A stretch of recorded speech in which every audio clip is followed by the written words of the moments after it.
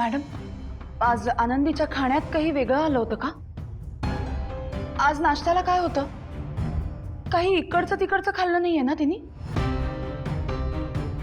नाही म्हणजे मी ऍडमिशनच्याच वेळेला अगदी निक्षून सांगितलं होतं की आनंदीला हेझलनटची ॲलर्जी आहे आणि तसं काही तिच्या खाण्यात येणार नाही अशी शाश्वती तुम्ही मला दिली होती. तसं काही झालेलं नाहीये ना? नाही हो, आमच्या शाळेच्या नाश्त्यात असलं काही नसतं. पण आज तर तिने तिच्या फॅमिलीने आणलेलं चॉकलेट खाल्लं होतं. त्यात असेल तर माहीत नाही. फॅमिली? कोण फॅमिली? आम्ही दोघं तर आत्ता आलोय.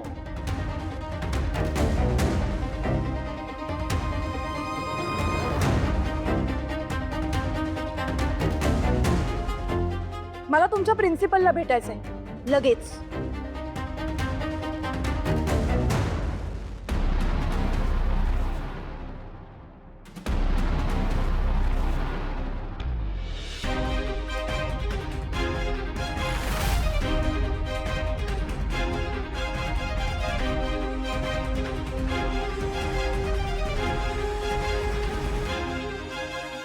ओ, कुठे चाललात तुम्ही? थांबा इथेच.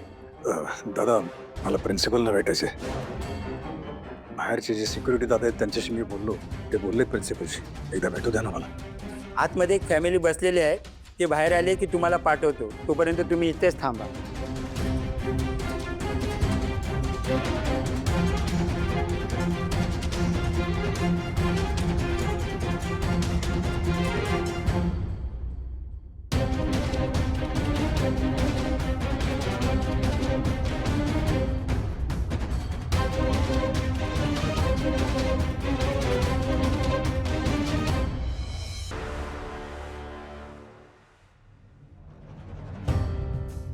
नक्की कोण आलं होतं आनंदीला भेटायला? कुणाच्या परवानगीने सोडलं तुम्ही? मिसेस भावना, तुम्ही जरा शांत व्हा. हो, मी अजून पूर्ण चौकशी केली नाहीये आणि मी तुम्हाला खात्री देते, असं कोणीही मुलांना परवानगीशिवाय भेटू शकत नाही. सकाळी कोणत्या टीचर होत्या ड्युटीवर? त्यांना माझ्या केबिनमध्ये पाठवा. हे बघा, आम्ही तिची फॅमिली आहोत. आम्ही यायच्या आधी तिला त्रास सुरू झाला होता. का झालं मग असं? कोणी दिलं चॉकलेट? तिच्या आत्याने. आज आनंदीची आत्या आणि काका तिला भेटायला आले होते.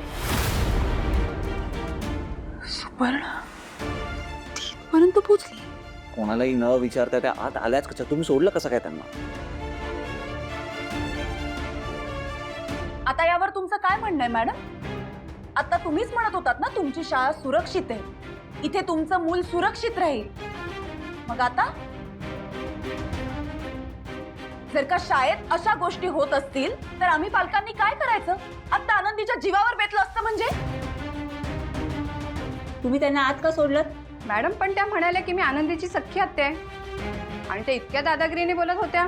आम्हाला वाटलं की त्या इतका हक्क सांगतायत म्हणजे खरंच असेल. पण आम्ही त्यांचा ID चेक केला, पण चूक झाली मॅडम. सॉरी, पुन्हा असं नाही होणार. पुन्हा असं होणार नाही म्हणजे? आज आनंदीला काही मेजर त्रास झाला असता म्हणजे? तुम्हाला जरा तरी कल्पना आहे का?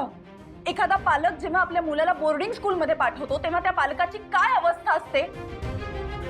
अहो, तुम्ही सुद्धा एक आई असाल ना, मग एका आईची तळमळ तुम्हाला समजत नाही का?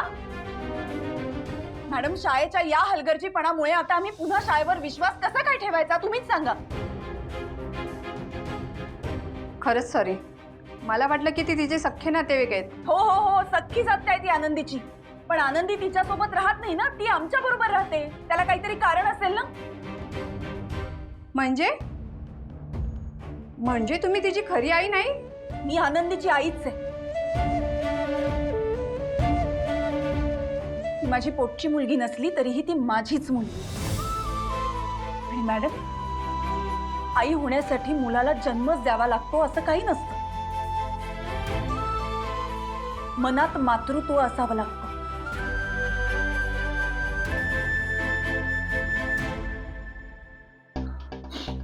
हो दादा, किती वेळ लागणार अजून?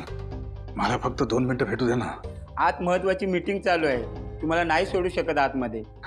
जरा विचारून तर बघा तुम्ही. अहो, नाही विचारता येणार. ओरडा बसेल मला. तुम्ही एक काम करता का? थोड्या वेळाने येता का? नाही दादा, मला आज कसंही करून भेटायचंय.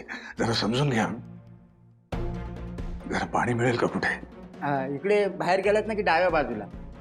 ठीक आहे.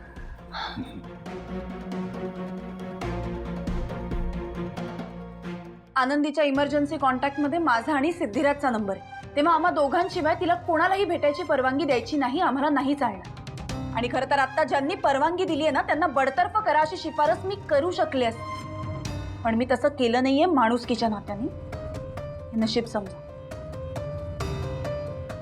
येतो. I am sorry madam. चला.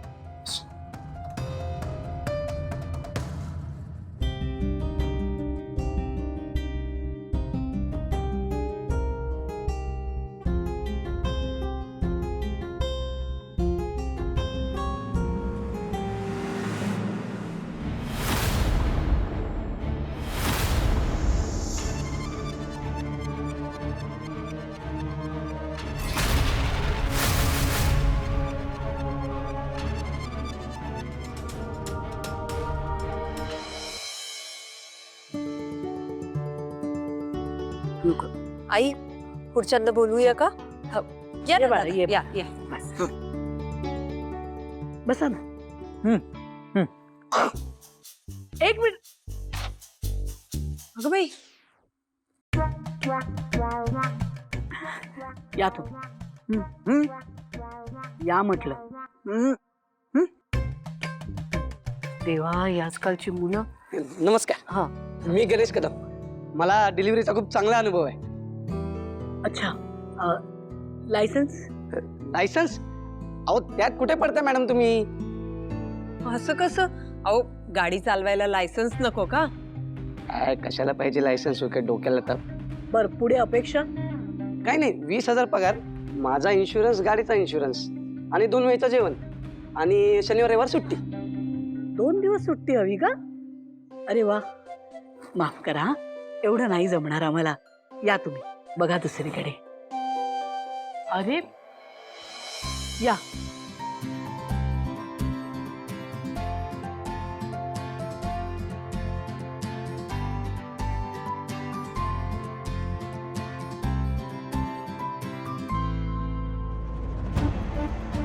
अगं वीणा, काय करायचं या मुलांचं? लायसन्स नाही, काय नाही, डिलिव्हरीचं काम कसं करणार आहे मुलं? मॅडम मी देतो इंटरव्ह्यू. या. बसा. बसा म्हटलं. हा, बसा.